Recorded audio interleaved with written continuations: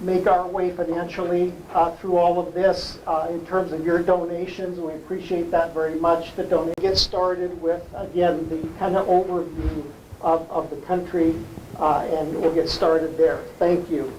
Lyle. Okay.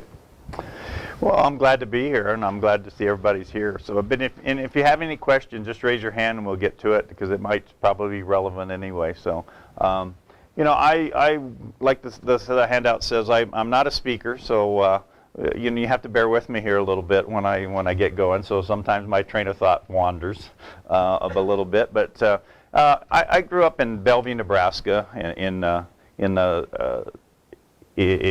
Offutt Air Force Base was there in Bellevue. So I grew up with a bunch of military people around me all the time.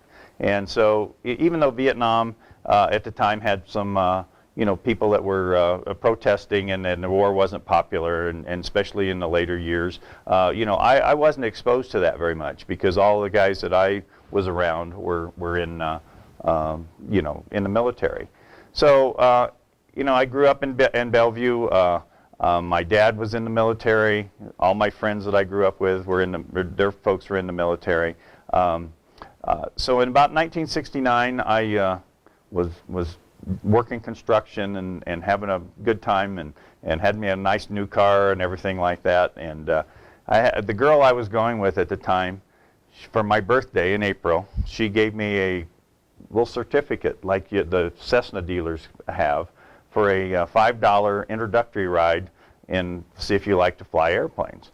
So I went and took that, and all of a sudden I found what I like to do.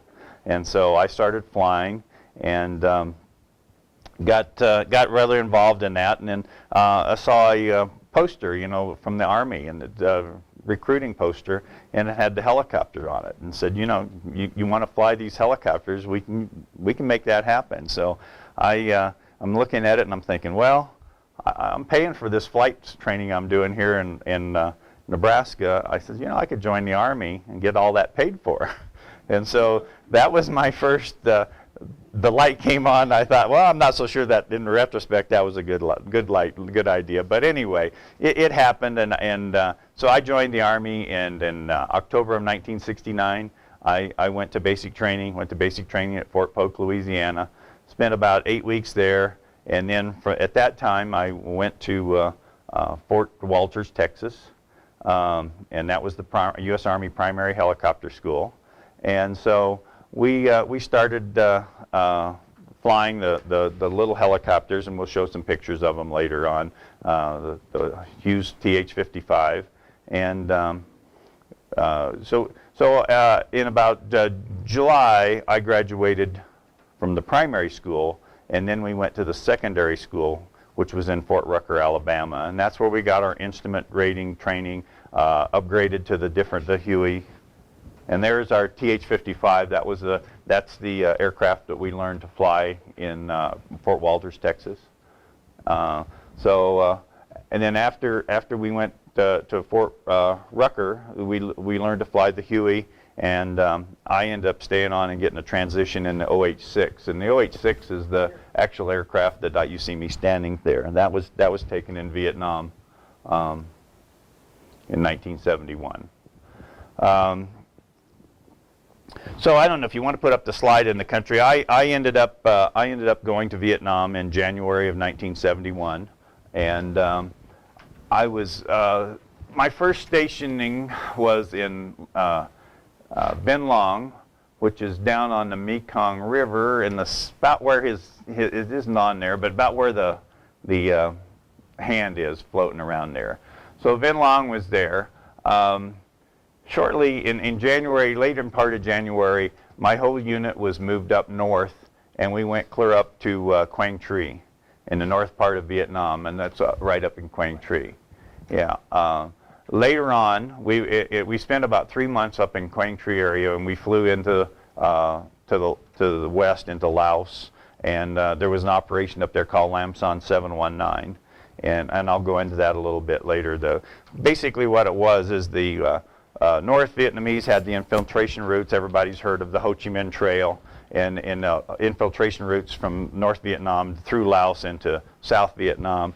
Well, Lam Son 719 was an operation designed to cut the Ho Chi Minh Trail, and we didn't use American infantry, but we used Vietnamese soldiers, but the American air power. All the helicopters were American helicopters. So that was probably from about February through about March, first part of April. Then we went back down south to Vinh Long. Oops. And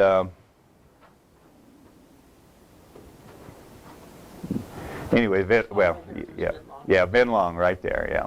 Okay, Vinh Long, and then during my time down there from about April to June, we were flying operations there, and which included we used to do convoy cover on the Mekong River, which is the big river there, all the way up into Phnom Penh, Cambodia. And then in June of 1971, if you look over here at this, yeah, there's Phnom Penh. And then in June of 71, there's a rock jaw, which is right at the lower left corner. I was flying in the south of there is called the U Minh Forest, and that's where I got shot down in that part of Vietnam. So, you know, I sort of knew I was bargaining for Vietnam, but Laos and Cambodia, they threw that in extra for no charge for me.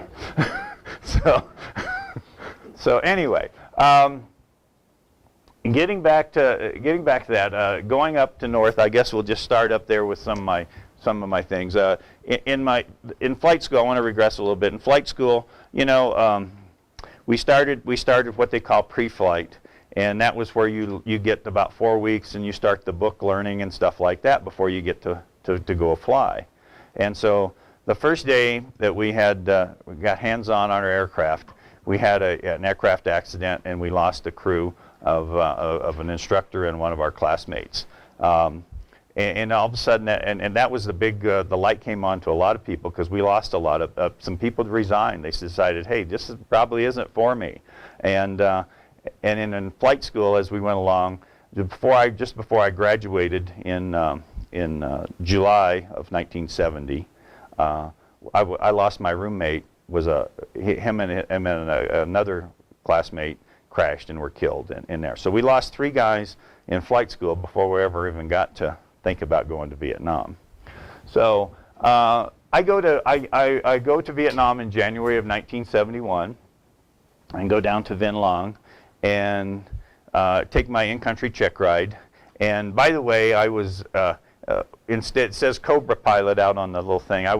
I flew in the Cobra for quite a while, but I'll get to there a little bit later on. But I was an OH-6, a Loach pilot, and I was in a cavalry troop, B Troop 7th of the 1st Air Cav, and the Loach was the scouts, and we flew very low level, and we were looking for things on the, enemy movement and so on and so forth. Well, the way we usually found enemy movement, we got shot at. So that was sort of another eye-opening experience that you figure out, okay, you were looking for people, but then you figured out pretty much you were in a bad guy area when they started shooting at you. So B Troop was, like I said, was a Cav unit, and we had about 10 Loaches, about 10 Cobras, and 10 Hueys, and we had some infantry that were attached to us, but in 1971, the Vietnamization was going on, so they were trying to have the Vietnamese do as much as they could, and so we flew the pilots flew, but we used the Vietnamese as our infantry.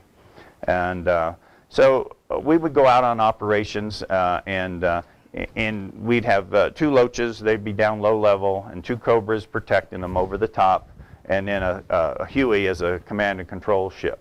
And that was sort of our method of operation. We'd go out and look for things and so on and so forth. And we're finding bunkers and some weapons caches occasionally and stuff in that down south. And then come later part of January, they decided to move us to the north.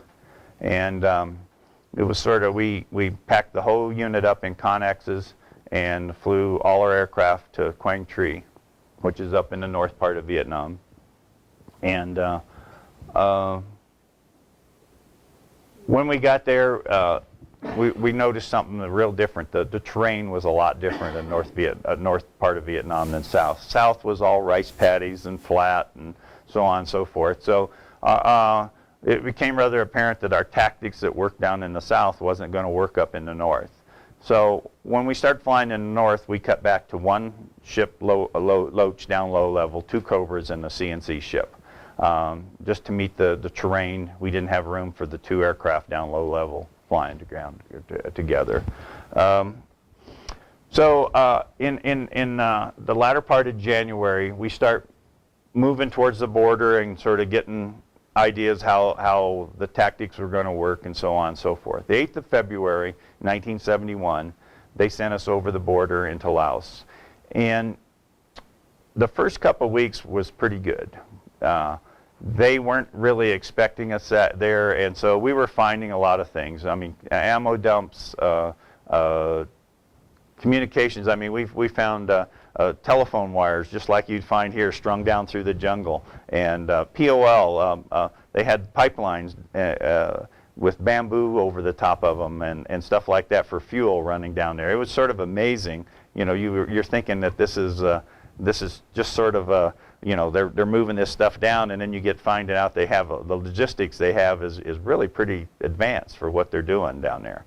And so the first couple of weeks that we're into Laos, we're out there looking for things and finding things, and we have our own helicopters that we're, you know, the Cobras to gunships, and they're able to do most of it. And anything else, if we found something that was big, that we were working with Air Force, and so we could get our F-4s in there or some kind of jets with the bigger bombs and so on and so forth. So the first 2 weeks are actually pretty good. Actually, the first day though, the first day we were across the border though, we lose our command and control, one of our command and control ships, and they got shot down at about 4,000 feet. So they were shooting some big stuff at us. That was the other thing that we didn't expect. When we went up north, we were started taking, instead of small arms fire like we expected we were taking in the south, now we're starting to take 57 millimeter. I mean, we're taking flak and 37 millimeter. Then they had a lot of what they call the 23 millimeter guns and 50 cal. And so we're taking all that, and some of that stuff they could reach up there pretty high and get you. So when we were thinking we were safe up there, all of a sudden little black puffs, just like you see in World War II, would happen to be coming around the aircraft. Little black puffs of flak would be coming around. So on the first day, February 8th, we lost our CNC ship. The crew went down. We lost the pilot and one of the door gunners were killed, and we were able to extract the other pilot and the other door gunner. Also, I don't know if any of you have ever been over by Fruita, Colorado, and there's a Huey mounted on a pole over right there at Fruita, and that's a memorial. In the same day, there was a guy named Thomas Duty, and he was shot down. His brother was the mayor of Grand Junction, and they set up that Huey over there in Fruita as a memorial to Thomas Duty. He was shot down on February the 8th also down there. And just sort of a little Colorado connection to some of this stuff that I've thrown in there. So, like I said, the first 2 weeks were pretty easy going, and we were finding a lot of stuff and not getting a lot of opposition. Well, after about 2 weeks, the NVA got their act together, and we started getting a lot of heavy fire and stuff like that. And one of the magazines at the time, I think it was Newsweek or Time, they wrote an article, and the little caption was, the hunters have become the hunted. And that was actually a true story. They started setting up their guns in triangulation and stuff like that, and we flew in there. We were just getting shot up like crazy. Lam Son 719 was probably one of the largest operations of the Vietnam War in a very short period of time. They had 51 Army helicopter units that were involved and 2 Marine aviation helicopter units that were involved in Lam Son 719. And as we went on, the idea was that, here's our map here.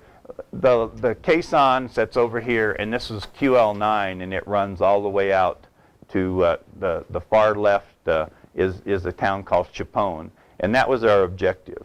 Was to go to Chapone. It was a crossroads. There was a lot of stuff going on out there, and that was our objective, was to go take Chapone. This river was along the road, and then if you see this higher terrain along here, what they decided to do is they were going to make fire support bases on these higher terrain, and then as they went along, the Arvin, the next one, they would have artillery support as we marched towards Chapone. And these Lolo, Liz, Sophie, Louis are all very, very. I have very strong memories of these, and I'll get in. LZ Lolo, just to give you an idea, LZ Lolo, and I think it was about the 20th of March, 1971. We went in to put the troops in on LZ Lolo, and it was surreal. To the fact is that about the first 8 or 10 helicopters were shot down, and I was flying at that time. The Loaches, the OH-6s that I was flying, they've been losing so many OH-6s in the operation that they decided to quit flying the OH-6s out there. So they put all the OH-6 pilots in the front seat of a Cobra. So when LZ Lolo was going on, I was in the front seat of a Cobra and flying out there, and we were flying support. Now this is a picture of LZ Lolo, and those white marks there are all burned out helicopters. And that one there, it shot down, it didn't burn, but there's about 10 of them that in there. The LZ Lolo set up on almost a cliff, and unfortunately there's several helicopters down over the side of the cliff that you can't see. But on the radio it was just unbelievable, because you'd hear Chalk 3s going down. And the first lift into there was a 40-ship lift, and I think they shot down probably pretty close to half of that 40-ship lift that went in there. And so you're on the radio and you're hearing these guys that Chalk 3's going down, Chalk 7's going down, so on and so forth. And then we carried emergency locator beacons with us. And then all of a sudden on guard you could hear the emergency locator beacons going on.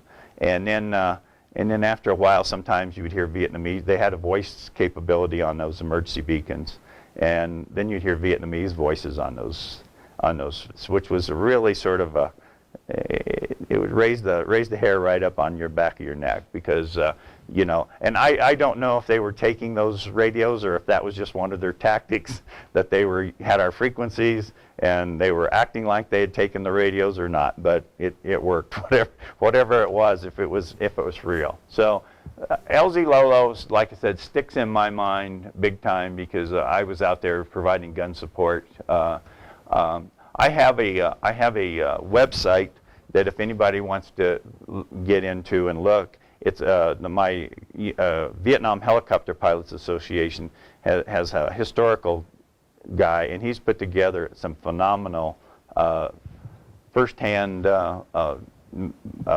interviews of guys that were actually on the ground down there in LZ Lolo. And of course, at one time, I think there was probably 30 Americans that were on the ground, helicopter crews that were shot down on the ground down there. And you know, they have some interesting observations with that. You know, they were calling the F-4s in, bombing right along the edge of the escarpment there, and what was happening, you know, they'd say that as soon as they think it hit their afterburner and start out, said the whole world would just light up around them. They're sitting in the middle of this. Everybody was shooting them. Every bad guy that had a gun was shooting at those F-4s when they left. So I have that, and if somebody wants that, it's really some interesting reading. It's just the fact that it was so large of a document that we decided not to use it anyway. It's about 80-some pages long, but there's a lot of after-action reports, and I have that in there. Where's the web address? I have it over here, and I'll just give it to you guys. I'll put it up here. This picture here, is when they went down, when they put this out, those and we didn't put the addendum to it, but it tells you what helicopters those are, what units the helicopter was from, and who was actually flying them. I mean, that's how detailed this historical document is. It tells you exactly who was flying them and stuff like that. Out of that, the ones that are on top there showing, there was only 2 fatalities in that. The rest of the guys survived. Everybody survived. Were they taken prisoner or what? No, we actually got them out. You got them out. Yeah, we got them out. I mean, yes, we got all those guys out. Actually, there was a couple of them that we had a couple, and I don't remember if it was LZ Liz or Lolo, but we had a couple shot down, and one of the guys, the crew members, we thought that he was missing in action. Well, in fact, he was escaping and evading for about 2 weeks, and he ended up back in South Vietnam at some point in time. He managed to get back down the road all the way back into South Vietnam, or South Vietnam. So anyway, that was sort of the LZ Liz. You know, my unit, we went up there with, we had 8 Hueys, 9 Cobras, and 10 Loaches. On the February 27th, we had a crew of a Loach crew that was flying out there, and the kids, the observers, and the pilots were real old. We were probably 20, 21 years old was the pilot's age. Sometimes you'd get, and we were all mostly warrant officers, and sometimes you'd get enlisted a regular officer that was a lieutenant or a captain, and he might be 23 or 24. And I remember we had one guy in our unit that was 28 years old, and we called him Grandpa. 28 years old, and we called him Grandpa. That was his nickname. But anyway, on the February 27th, the Loaches, we were starting to take a lot of casualties in the Loaches all over there. So the Loach crew consisted of a pilot and an observer, and the observer was an enlisted man, not a pilot. And he carried we had an M60, and he carried the M60, and that's what they used for protection. Well, the observers were getting a little bit, I was going to say, you know, the casualties were mounting up, and they were getting so that they didn't really want to go out and fly. So the platoon leader, and he was about 40 years old, decided that he was going to go out. And so on February 27th, we lost a Loach, and it was Ron Babcock and then Sergeant Mooney. They went out and they were shot down, and they were listed as missing in action, and their bodies were never recovered. Then on March 6th, we had a Cobra that was lost, and those guys were missing in action, and their bodies were never recovered. So we started out with, like I said, 8 Hueys, 9 Cobras, and 10 Loaches. And on the whole operation up there, when we got back and finished our operation, we came back with 2 helicopters that we went up there with. So it was, and not to say, we had, some of them were shot down, some of them were just battle damage that they couldn't fix, and so on and so forth, but we came back with 2 helicopters that we went up there with. So, let's see. I don't know enough. I said, Lam Son, I've got a website that does a real good historical thing. If the guys want to read it, it does a much better job than I can do. But Lam Son was one of the actually, and we did get to Chapone, and you know what they said. We probably delayed the. After the Americans left in 72, the North Vietnamese tried to come down, and then in 73 and 4 and 5, they said what probably happened is that we probably delayed that South Vietnam, falling the South Vietnam by a couple years by going in there and destroying the stuff that we did. Just to give you some idea, I have a book here that was written as a historical novel.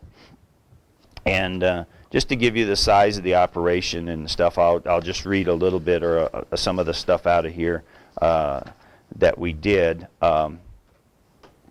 They say the whole operation, there was 219 Americans, were killed and 38 MIA.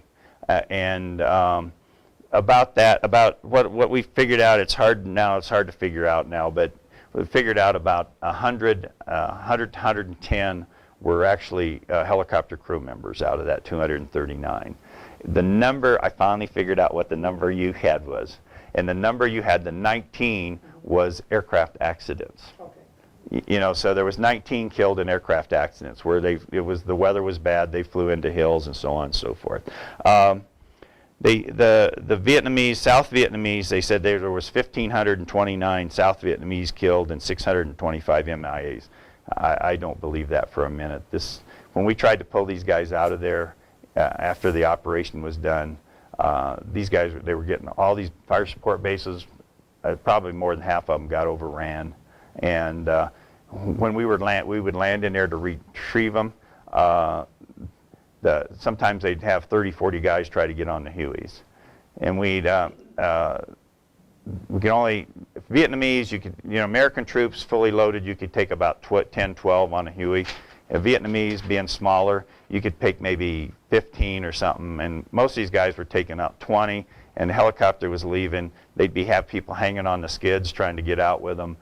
We finally had to end up putting grease on the skids so that they couldn't hang on the skids, because we'd get out and get going, and then they'd be falling off at 1,500 feet and so on and so forth. It wasn't a good sight. So I'm thinking that these numbers are not very accurate. They lost a lot more. The official count that they said for the NVA was 19,360 killed, 57 captured. We had, I have some pictures coming up here, and we can show them some of the captured weapons that we had. They said there was 5,100 individual weapons, 1,963 crew-served weapons, 2,000 vehicles, 11 combat vehicles, 106 tanks, 88 confirmed, 1,250 tons of rice, 170,000 tons of ammunition that we actually end up capturing over there in that operation. So it was sort of interesting, and we didn't put any of the audio stuff in there, did we? No. Okay. I have audio tape, and on the audio tape, a couple things. It's a tape of the low-level bird and the cobras talking, and they're seeing up there, and he says, yeah. He says, he says, yeah. I think I see a tank. I think I see the treads over there. Well, anyway, the helicopters over there. We used to go up there and actually did a lot of tank. We finally got our high energy anti-tank rockets for the Cobras, and we were able to go in there and engage the tanks. So it was pretty amazing. That was the first time that any of us had the opportunity to engage tanks at all. But anyway, they had 88 confirmed tank kills in the Lam Son 719. So after Lam Son, I went back to my base down in Bien Long and thought everything was going to be a lot better, and it was for a while.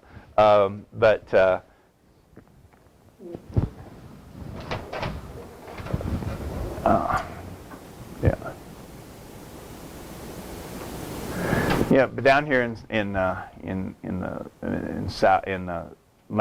Long, and then we would go out and do our visual reconnaissance and stuff like that, and we'd take a little fire once in a while, but it wasn't anything like it was up north. And some of our duties was we would do river patrol up to Phnom Penh. And I don't know if you put any of those pictures of Phnom Penh. Was unbelievably the most beautiful city that I have ever seen. That's on the video. It's on the video. We'll show you that. It was one of the most beautiful cities that I had ever seen. Of course, this was before the Camaraderie took over and did all the stuff, and seen what the Killing Fields, the movie The Killing Fields, made it sort of give an insight onto what was going on there. But we would do convoy patrols up the Mekong River, and they were hauling ammunition and stuff like that. So we would just be flying along the edge of the river, making sure that those got through. And then on June 21st, I was down in what they call, you can see actually the Yumen Forest is on there. It says, Oh, it is? yeah, you can see right below right there. Oh, right here. Okay. Right there, the Yumen Forest on the June 21st, 1971. I was flying down in the Yumen Forest on a visual reconnaissance, and we'd taken fire, and the Cobras had rolled in and sort of did their thing, and so they would put us back in there to see what kind of damage they did. And as I was coming down from higher level, when the Cobras would fire, we would usually come up to altitude, and so when we were going back down to low level, and I got shot in the leg. Took fire and was shot in the leg, and the bullet on this leg entered below my knee, came out and cut the femoral artery in my thigh, and I had a 45 in my crotch between my legs, and the bullet hit the 45 between my legs. And so it sort of got interesting right there. I mean, I knew I was hit. I didn't know where I was hit. It was just like it's almost, I've sort of described it as almost like running full blast into a telephone pole. It was just the shock of everything was there. And so I started looking around, and when I saw my leg was bleeding, I sort of felt relieved that it was a lot clear. It wasn't quite real close to my heart, but it wasn't good either. Like back up a little bit, the OH-6 we flew it with a single pilot, and so and an enlisted man. And the day I got shot, we had some new pilots come into the unit, and I had a new pilot with me as getting an in-country orientation. And so when I got shot, his headset unplugged, and so I'm talking to my guys and telling them that what had happened, and by now I'm looking down, and every time my heart beat, there's a stream of blood about the size of my little finger squirting out about that far. So I thought, well, this is not good. So I frictioned down the collective, and I stuck my thumb in that hole, and was finally getting a hold of trying to get the pilot that was with me to tell him but he'd unplugged. He couldn't hear over the intercom. So I finally got him, and I remember to this day, when he looked over and saw me, how big his eyes were. His eyes were just, I mean, the little things like that, it tend to stick in your mind, but I don't know why. But anyway, I remember seeing his eyes were just big.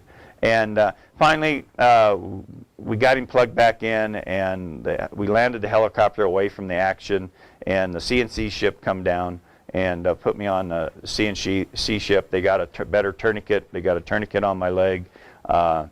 One of the Cobras flew up to altitude and called on guard, and they found a medevac ship. And we went to the airport here at Rockjaw, and that's where we met the medevac. We were going to rendezvous with the medevac at the airport at Rockjaw. And so it took a little while, but the medevac got there. I was put on the medevac and flown back to Navy Bentui, which is very close to Kanto. It's just to the west side of Kanto. So I had about 100 miles to be flown to the hospital, and that was the third surgical hospital there in Navy Bentui. And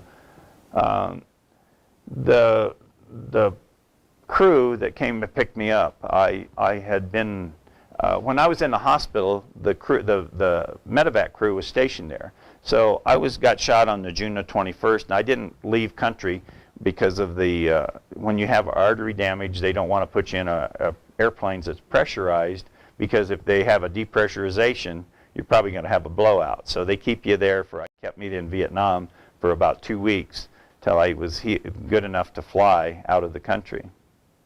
So I got to know the pilot that flew me out. His name was David Thompson, and there's the medic that he had with him at the time was a special forces medic, so he had a little bit of extra training, and his name was Hugo Gaitan. And when we flew back, David Thompson looked back, and he says, when I look back at you, he says, just to regress a little bit, I had looked for David Thompson for years. I'd looked for him and tried to find him, and about 4 years ago, I found David Thompson. And so he was in Alabama, and I had the opportunity to go down and visit him in Alabama. So some of this I'm getting from him, and and the lady he married was a nurse in Vietnam at the time, and she was actually the emergency room nurse when I came into the third surge. So I got to meet the pilot and talk to him again. But he told me, he says, 4 years ago, he says, yeah, when I looked at back in the back, he says, I did not think you're going to make it. And because I had lost so much blood, and I sort of liken it to that I bled to death, I just didn't die. But anyway, Guy Tan was a Special Forces medic. He managed to get a scout needle in my arm, and because my veins had pretty much collapsed at that time, and he got a scout needle in my arm, and David Thompson said, he said, I looked back about halfway through, and he said, I saw a little color in your face, and I thought maybe we were going to be fine. But I was conscious the whole time that was going on. And we got back to the third surge there, and then doctors came out and did their little bit of a examination and prepped me for surgery, and they actually cut me down, put the big artery here where they could pour the stuff in like motor oil, just sort of glug glug glug glug in there. So anyway, I went to surgery, and then they advised me that they might have to amputate my leg at that time, because what had happened, even though it's sort of amazing, it did not break a bone in my leg, but it destroyed 3 inches of the nerve vein and artery behind my knee. How big was that? It was a 30 caliber round. Yeah. And so it yes. How big is that bone? It's about the size, maybe just a little bit bigger than this little button on the end of this thing, just a little bit bigger around. 0.3 inches. Well, 30 cal. Yeah, I guess it would. Yeah. Mm-hmm. Yep. So anyway, yeah, it was just about that size. But anyway, they told me, I said, we might have to amputate your leg, and so by about that time, you're sort of numb and everything. It started hurting, so I was ready for whatever. I was ready to go into surgery, and so they did, and they amputated my leg. And Guy did a great job. Usually I wear a prosthesis. I had some shoulder surgery a few months ago, and I was then able to put my leg on while my shoulder was healing. And so now I'm in the process of getting my leg refitted and get back on there. But the pilot, David Thompson, and the medic and his co-pilot, I don't have his name right now. 6 months later, that medic and the co-pilot on the crew that medevaced me, they flew into a mountain and were killed.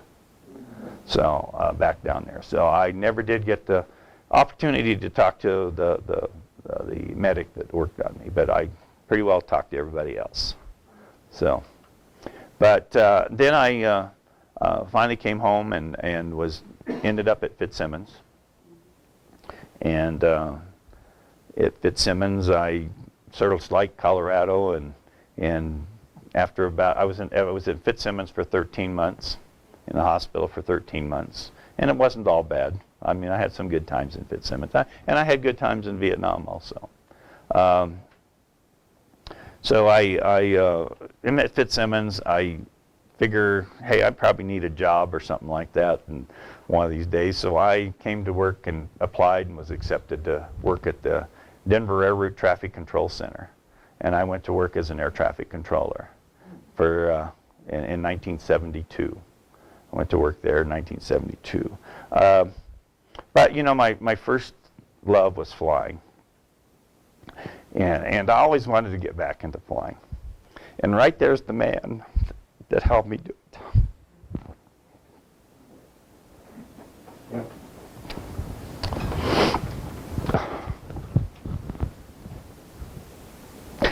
Bob used to take me out and let me fly. He had a company up here at Lafayette. Yeah, Lafayette. He had a company up there at Lafayette. And he had a couple 500s, what I was used to flying. And Bob would take me out, and And he'd say, oh, I got a job in Steamboat today. He says, if you want to ride along and get a little extra stick time, he says, I'll let you do that. So Bob was real instrumental in getting me back into the flying game. And in 1981, I got fired for going on strike in my air traffic control, my air traffic control career, and which one of my buddies asked me, he said, here not too long ago when I quit flying, he says, did you ever thank Ronnie Reagan for firing you? And I says, every day for 34 years. So I went back to flying and got into flying due to Bob's help, and I've done a little bit of everything. Actually, one of the guys here, Dave Lewis, we were just talking, and Dave was in the seismic business, and that's where I did a lot of work in the seismic business and stuff like that. And I worked right around Dave's company. We know a lot of people and so on and so forth that's there. So it was sort of interesting there. But anyway, about 25 years ago, I was hired on by the phone company here in Colorado, and so I've been flying for the phone company. It was US West, then it was Quest, and now it's CenturyLink. So I've been flying for the phone company helicopters for about the last 25 years. And go ahead. Well, something I've noticed, you're not really talking much about your accomplishments. You got 2 distinguished flying crosses. What were those for?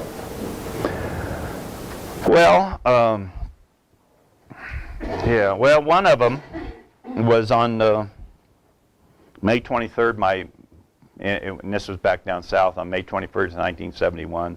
My platoon leader and his observer were shot down, and we attempted to try to extract them, and we were unsuccessful due to the amount of fire, but I received a Distinguished Flying Cross for that. And then, I don't like to talk about that. I mean, it's, we're out there doing our job, and we did it and as best we could, and you're out there really, I didn't have the sense that we were flying for South Vietnam, or I was flying for those guys that we went to work together every day. And those are the guys that where our butts were on the line, and that's what we were trying to do. And some days we were more successful than others, trying to all come home at night. And so I got that one for that. And then the second one I got was when I got shot. I got that for it was, just for the whole operation and maintain it, because I flew the aircraft for quite a while after I'd been shot, because the guy was unplugged and so on and so forth. So I mean, we could have easily. I stay in touch with a lot of the guys I flew with. I kept telling them, I'm feeling faint, I think I'm going to pass out. And of course, they didn't have any idea that I had another pilot with me. But at the time, it really didn't matter, because he wasn't paying attention to what was going on anyway, because he was unplugged. But anyway, I kept telling them, I said, I think I'm going to pass out, and they kept looking for this helicopter just to go end over end and just fly into the ground. But we managed to not do that. So that was the second one that I was. Yeah.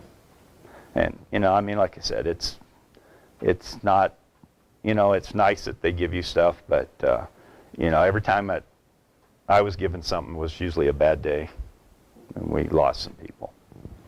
So, any other questions? Yes, go ahead. Let's go with a video. I'm getting tired of talking anyway.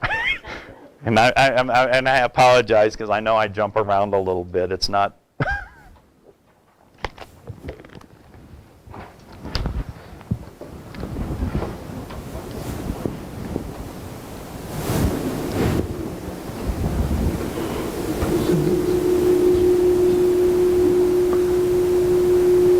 Sure, we're going to have a video.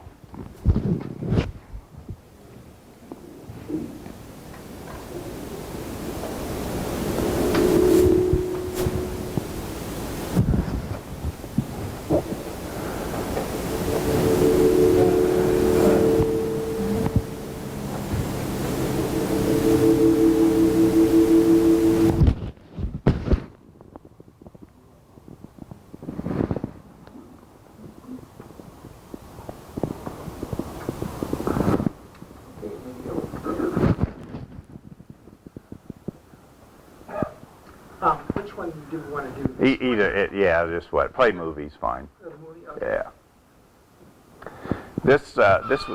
This was put together by my roommate in Vietnam, which actually ended up being my best man at my wedding. So, and there's a bunch of most of the guys that I'm in here with. I'm in a lot of this, and I know all the guys that are in here.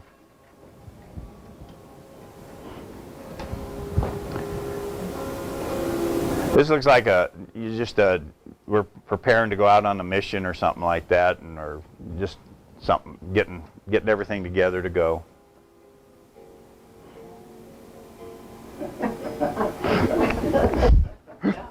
I'm going to turn off the lights here, Lyle. Okay. If that doesn't work out, we'll turn them back on again. Okay. This is it's actually both, you know, we didn't have these fancy movie cameras then, so this is Super 8 movie and some pictures that's mixed in. These black spots, what? Say again? Was that black spots? What? No, it's just the deterioration of the film over the years before we got them put on DVD.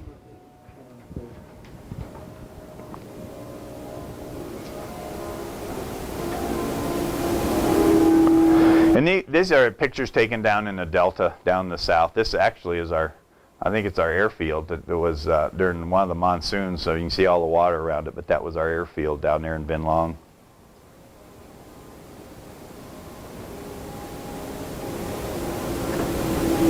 Oops, sorry.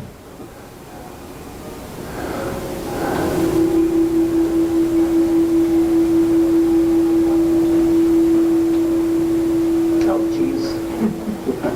I'll get it back. Maybe. Okay, come on.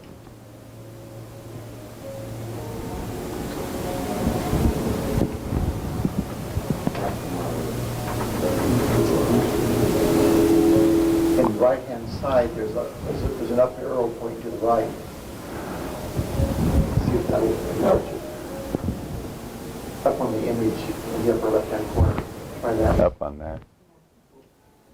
Yeah. There we go, sorry. Another thing, this is a guy without a shirt, is Bill Dalby, and it's sort of interesting. Bill and another guy, I don't know if we have a picture of him, Charlie Grove, they got to talking one day, and their dads were both World War II, and they got to talking a little bit more. Their dads were both in the flew the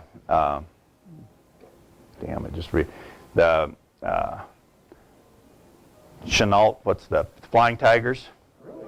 And so they got to communicate, and their dads knew each other. Flew in the Flying Tigers together, and here they're in the same unit in Vietnam together. Did they survive Vietnam? Yes. Are you in there anywhere? Yes, I'll show you when we get there. Yeah.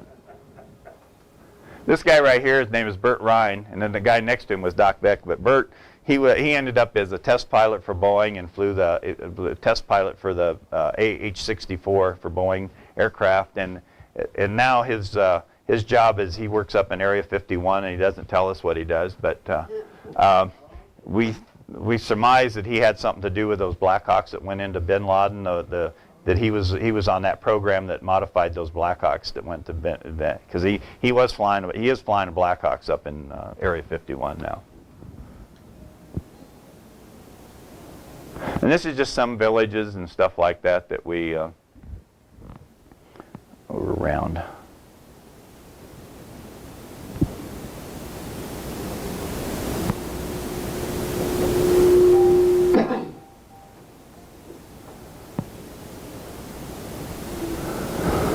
Guys, he's loading up the M60 ammo for the thing. This is one of our observers. He's probably 17, 18 years old.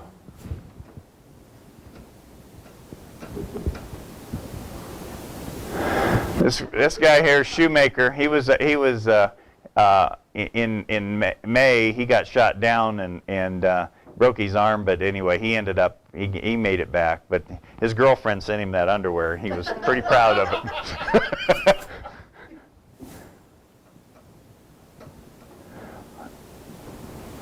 Our cobras is one of the few cobras in Vietnam that had shark's teeth painted on them. So if you ever see a cobra with shark's teeth painted on it, probably came there. It's Phil Luca. I stay in touch with him. He's in Rhode Island right now, retired from the state of Rhode Island. I should find some now pictures and then pictures now, and it's sort of interesting how we've changed a little bit.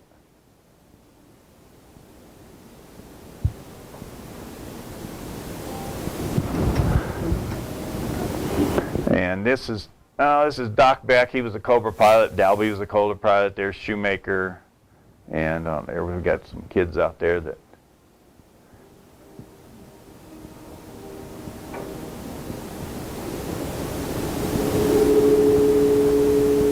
We'd go out to an area and we would these areas. This is where we'd like just sort of rearm and refuel. There's probably some rearming, or we'd have an operation. One group would stay on the ground, the other would go fly, then back and forth. So some of these pictures are taken while we're downtime between missions. This was my crew chief. He was actually an Egyptian that he was come and join the army so he could get his citizenship. Everybody had nicknames. This guy's nickname was Puff. John Palmer, which is he's a retired Delta captain.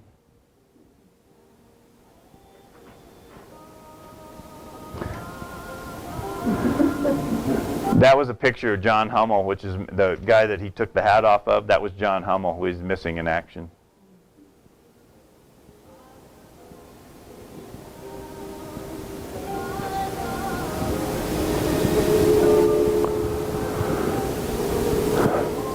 There's another picture. It gets a little better here. John Hummel. This is our hooch maids that we had. There's John. And every so often, this is a big deal. We had ice. We could put beer on ice. This is a big deal when we had ice.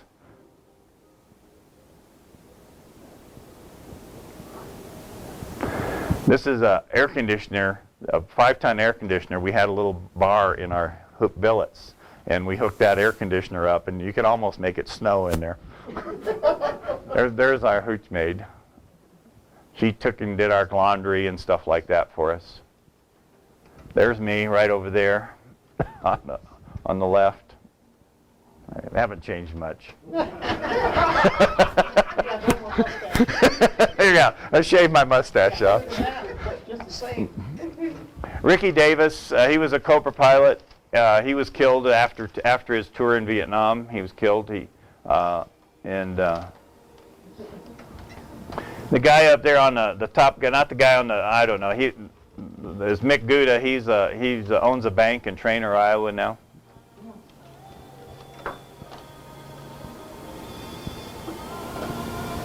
I'm in the blue T-shirt. When we got back from up north, they used to give us these little steak parties for whatever reason. I don't know. This was my executive officer, very good friend of him. He retired as a brigadier general.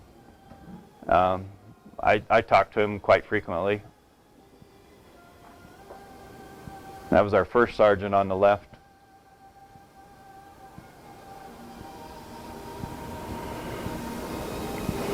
There's our OH-6 with the minigun.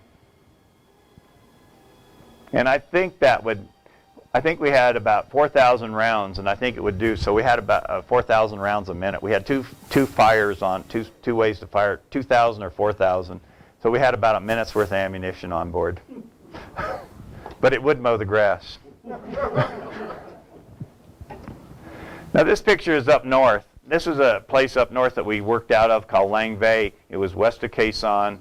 They just bladed this off. Actually, Lang Bay is sort of historical in 67 or 68. I don't remember which one. It's the first time that the NVA used tanks. They came down and overran a special forces group down here at Lang Bay. The tanks actually burned out. Were still there. They'd actually destroyed a few of them. They were still out there on the perimeter. But we had a refueling place here. The Blivets. Say again? Was that defoliation? No, it's bulldozer. No. You can treat in the background. Yeah. Well, and there may have been something from earlier. You know, I don't know.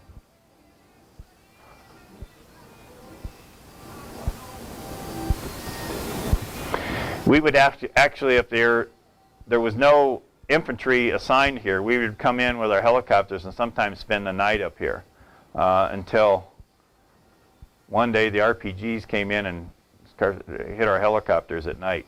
So we decided that wasn't probably a good thing to do, so we quit spending the night up there, which was fine by me. And that was QL9, and so this is a picture taken from Lang Bay, but that's some of the stuff that's on there. Big D, he survived. There's again a picture of Little D and Big D. Everybody had nicknames, and we had there's our picture of our helicopter, what was left of it at Lang Bay after the RPG. We had 3 Davises. We had Little Davis, Big Davis, and Fat Davis. We had 2. What was your nickname? Say again? What was your nickname? I don't know if I had one. I wasn't there long enough to get one, I don't think.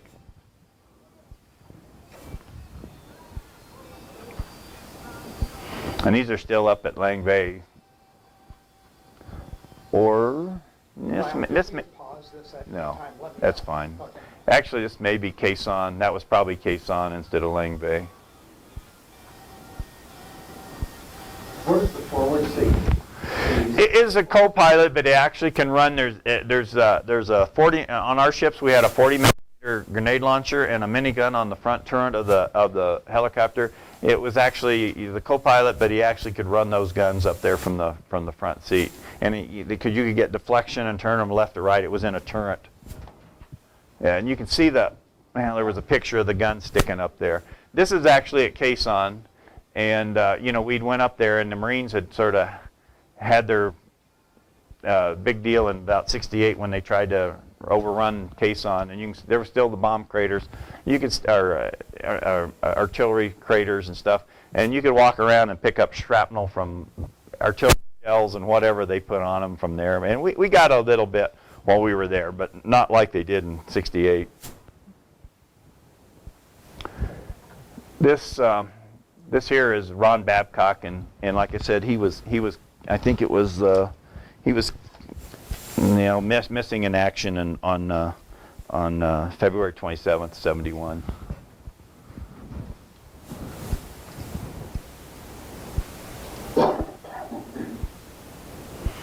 This was our bunk. You think of Vietnam, you think of real hot, but up north there, it was the monsoon season. They issued us down sleeping bags.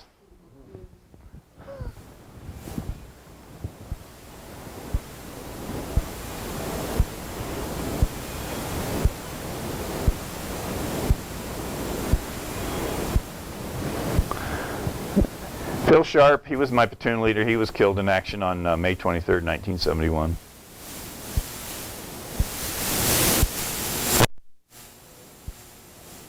I still stay in touch with his son. His son was 3 years old when he was killed, and his name is Phil Sharp also. But I stay in touch with his son.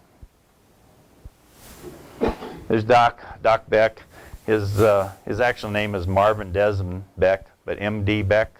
He ended up as Doc.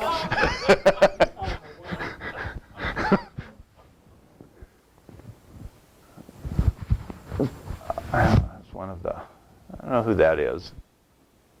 There's our down sleeping bags.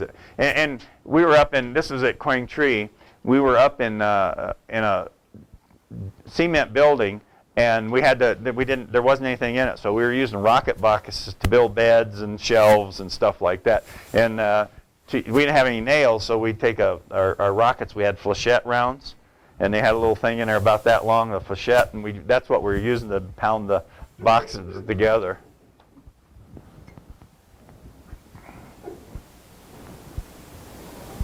I don't know if you can see. Yeah, there again's a picture of Phil Sharp.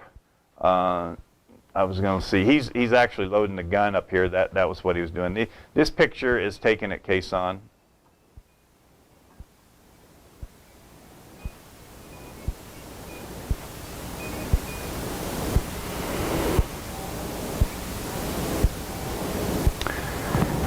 This picture here, that's a Marine CH-53 carrying something in. I believe, let me think. This is probably still at Khe Sanh.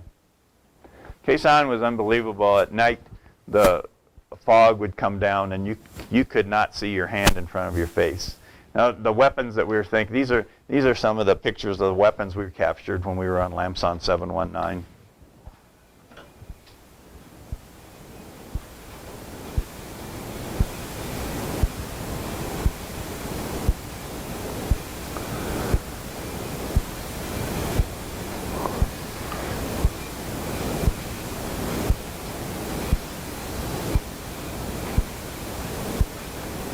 It'd be nice if we had those cameras for HD back then.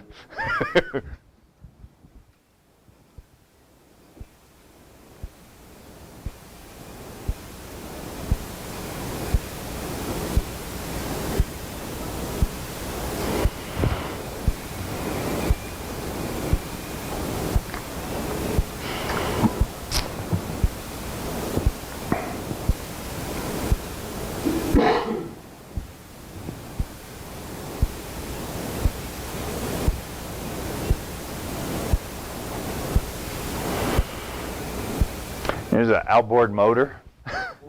Oh, interesting weapon. Well, they had rivers to cross too. Yeah, I guess. Yep. What did they do with the dead? Did they own those weapons? Did they keep in place? Did they bury them? Or did they, I think they probably left in place. it's still pretty bad.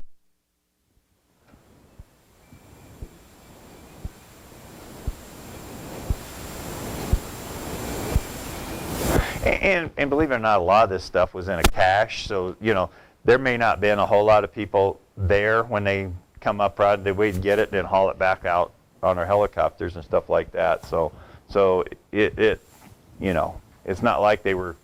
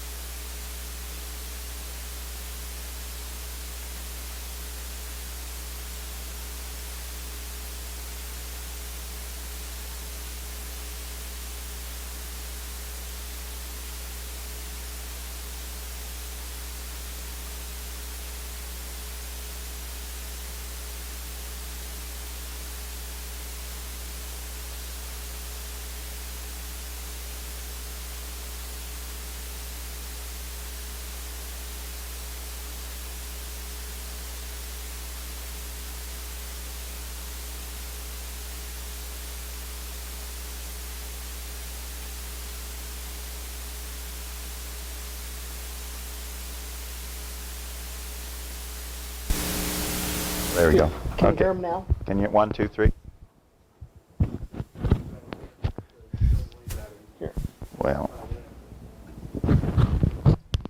You shared these videos with the people that were lost or that died? Yes. We have been, you know, it's sort of ironic, you know, the first few years, nobody said anything, and now with the internet, begins. What happened? I'd like to know what happened to my uncle. Jeez. Actually, that river is great.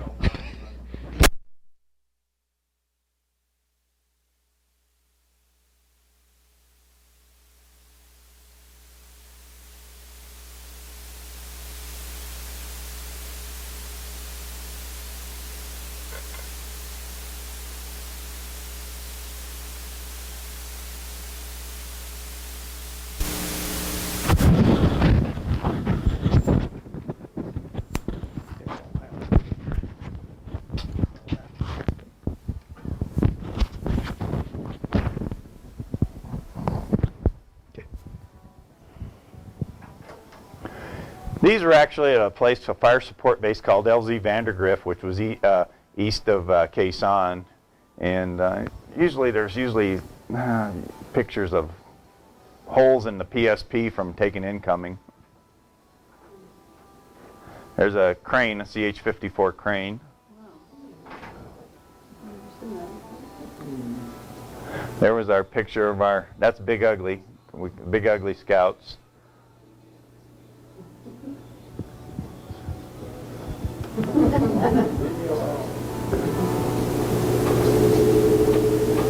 They're working on the minigun.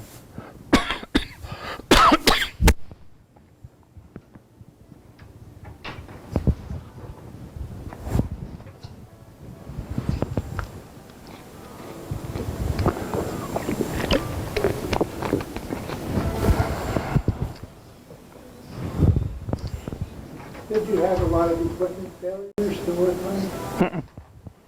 I've never had an engine failure that wasn't because of something bad. Yeah. No, well, yeah, you'd sometimes have equipment failure like that, but not that often. It was a pretty simple. You know, it was a derivative of the old Gatling gun, a 6-barrel thing, and instead of having a crank on it, they just put electric motor on it.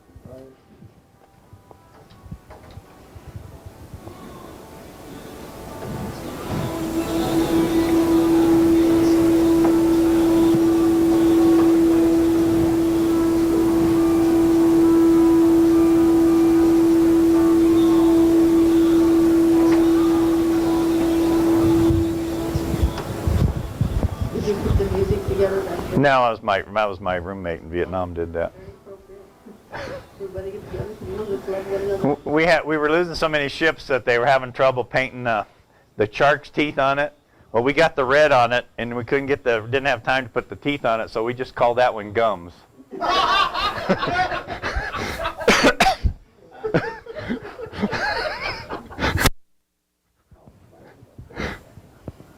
And there's the OH-6. That's what I flew, and that's what I got shot flying in. Did you always fly the same airframe? No, not always, but mostly. You had your own aircraft, but if something was wrong with it or they were working on it, you get another one. So yeah. And these are some like some ARVN bases down in the south, down in the Four Corps, down in Delta.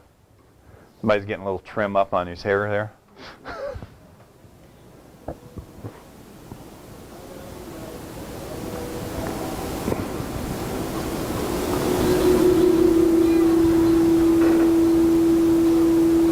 That's Lynn, my roommate.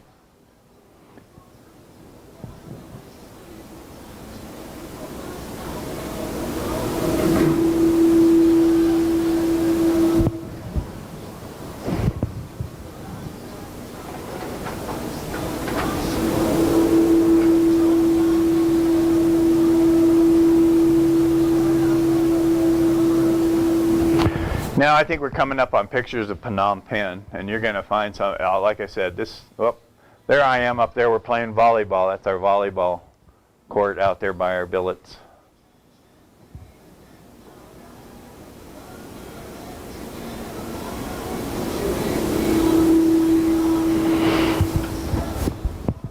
one of our pilots, actually Charlie, his name was Charlie Grow, he came up in our billets, looked that volleyball court. He had a 45 one day, he's coming in and bang, it went off. Shot a hole through there, and so they told him, says, Charlie, you know, we're going to take your 45 away. And he says, well, he says, I'll be careful. Well, now here's a picture of Phnom Penh. This is some of the stuff up at Phnom Penh. So I'll be careful. So the next day he comes back, and one of the guys is up there, and he's showing him how he did this. He says, well, I took the gun, I did this, bang, he put another hole about that far from the first hole. This is a soccer stadium up there in Phnom Penh.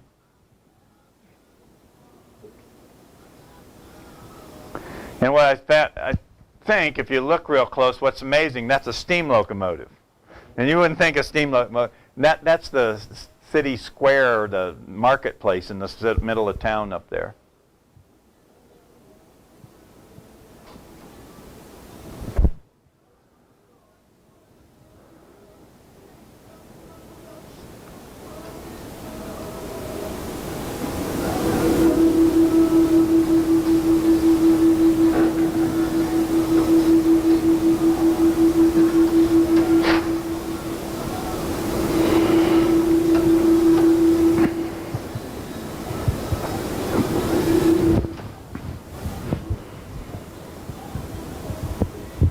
And these are still all pictures of Phnom Penh.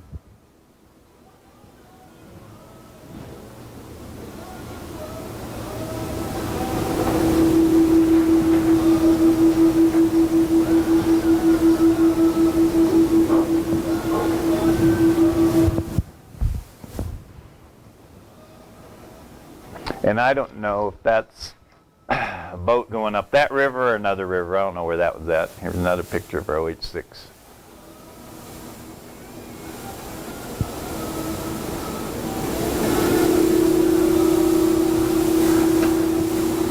He's loading a minigun there.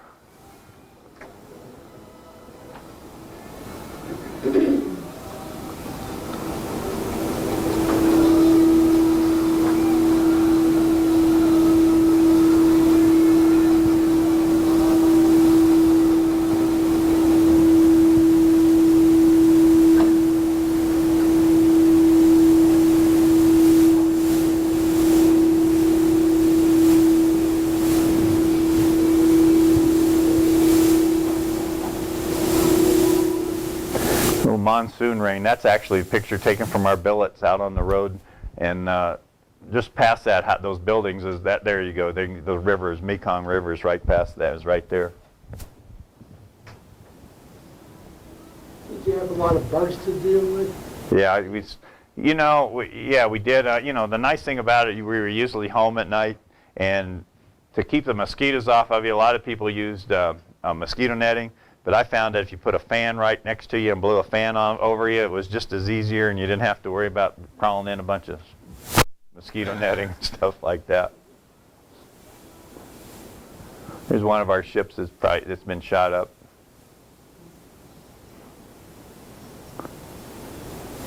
So did you do the sort of things that were in the movie We Were Soldiers?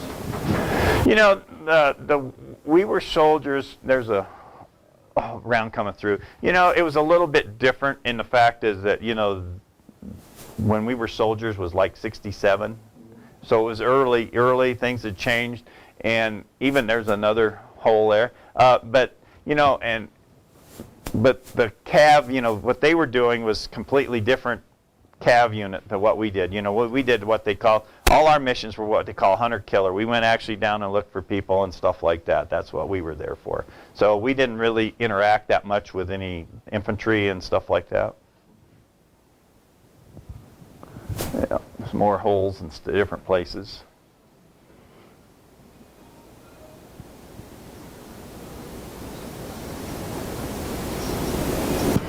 And you know, I know this, it sounds stupid, but you know, you got used to being shot at, and you know, and it didn't bother you that much. You know, you're doing it every day, and you're getting shot at every day, and it's sort of like another part of the day. I've always wanted to find this guy. The guy's name was John Waters. He was the commander of the Huey group, but we haven't been able to find him. There's our door into our room.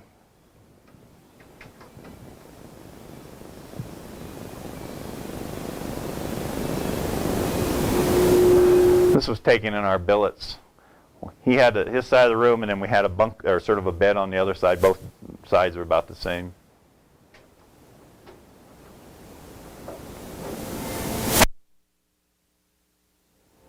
I like the way this is. A pilot, I didn't see it at all. I mean, there wasn't, you know. The infantry did. Yeah, the infantry I think had a little bit more problem than the pilots did. You know, they kept us too busy to worry about other things like that. Now we did go to the O Club quite a bit though at night, but other than that.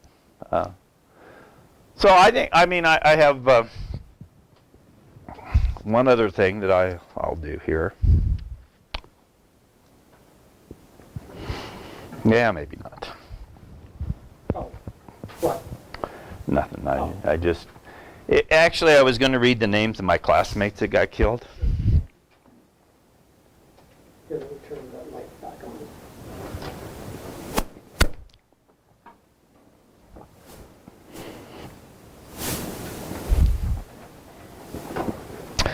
on. John Traver, James Manthal, James Lowe, Leroy West, Crick. Well, yeah, it's not worth it. It's fine.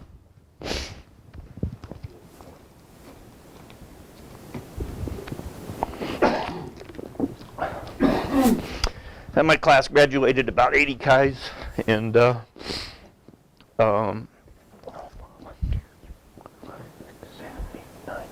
and 10 of them stayed over there.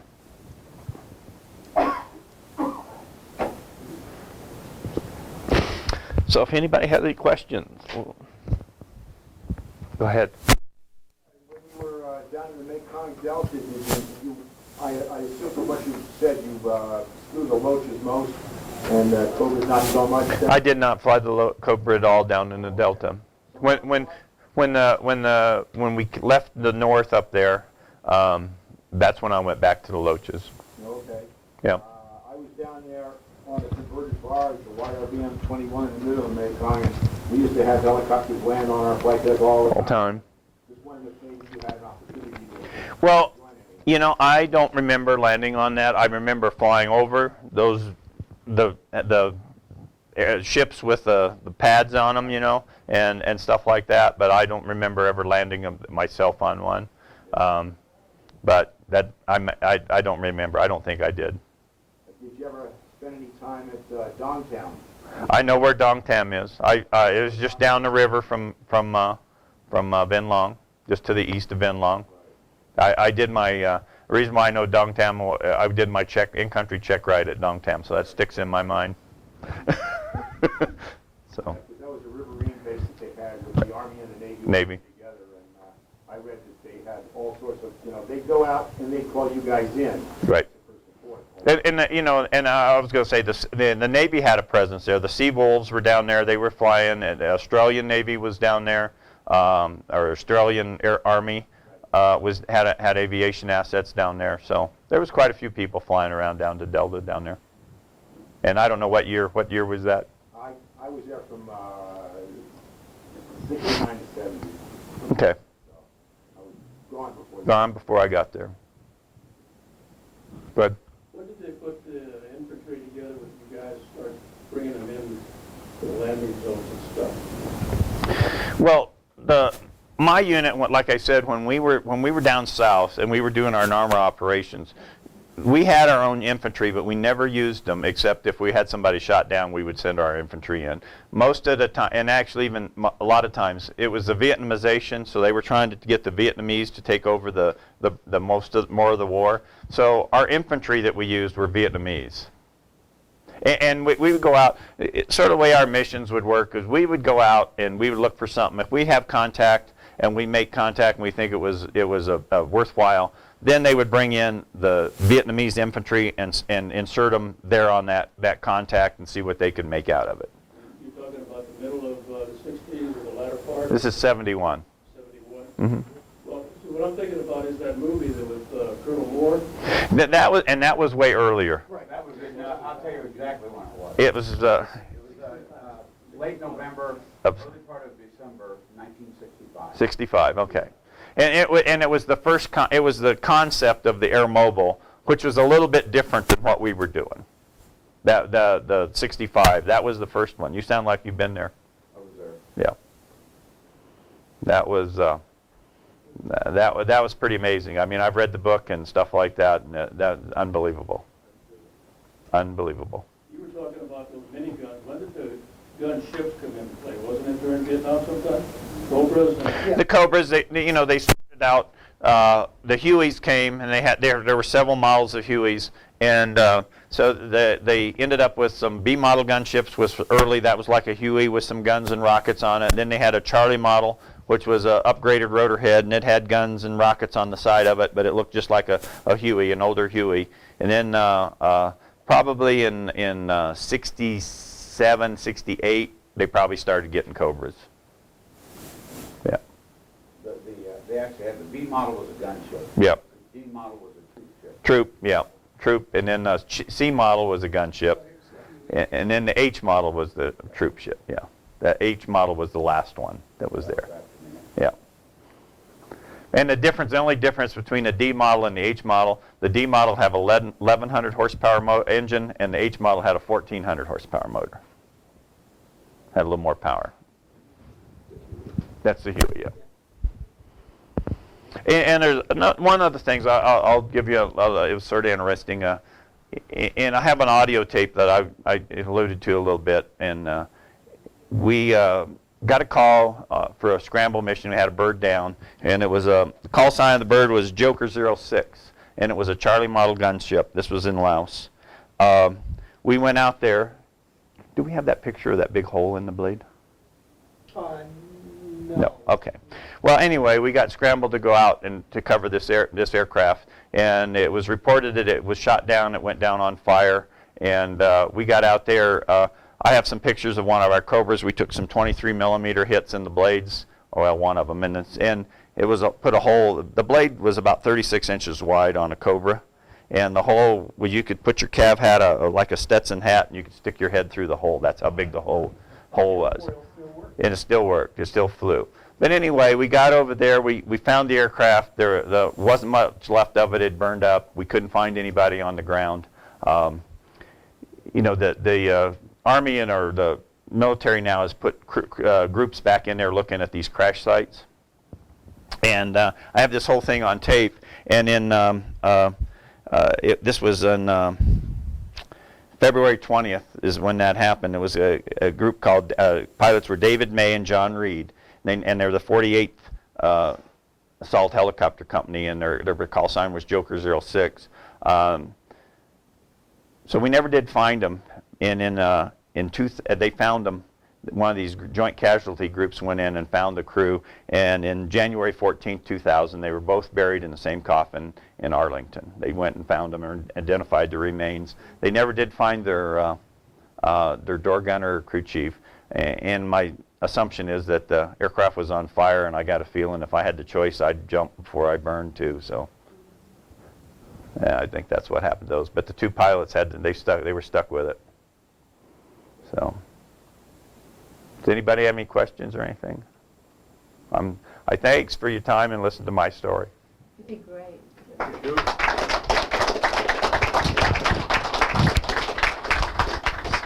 So before we leave today, I want to give Lyle a